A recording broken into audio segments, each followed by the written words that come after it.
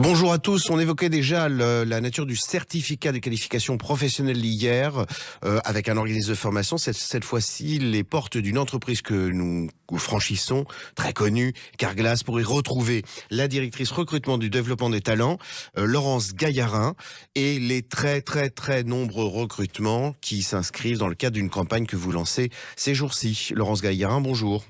Bonjour. Alors, comment s'organise ce fameux recrutement de technicien vitrage, ce métier qui est au cœur de votre activité? Ah oui, oui, complètement. Alors c'est assez simple puisque, chez Carglass, nous avons le plaisir de ne pas recruter sur un diplôme particulier, mais on recrute sur des qualités personnelles.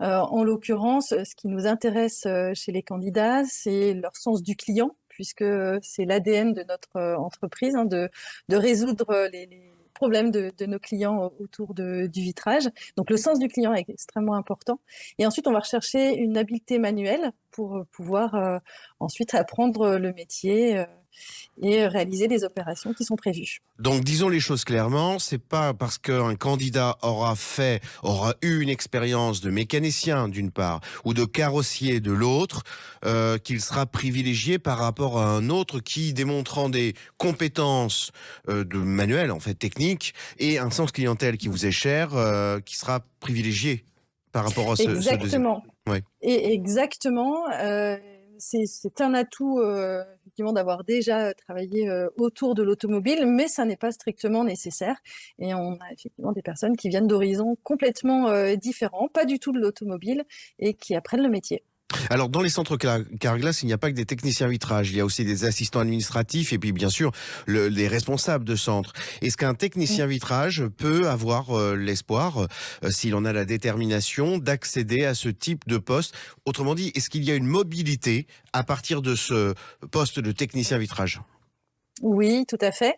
D'autant plus que nous avons un maillage assez important. Nous avons 450 points de vente en France, donc ça ouvre des opportunités. Alors, dans un premier temps, il y a d'abord tout l'apprentissage du métier qui va se concrétiser par la possibilité d'obtenir un diplôme. Donc, comme vous l'évoquiez tout à l'heure, un CQP, le CQP d'opérateur vitrage. Et ensuite, il y a plusieurs possibilités d'évolution. C'est une évolution dans le métier lui-même.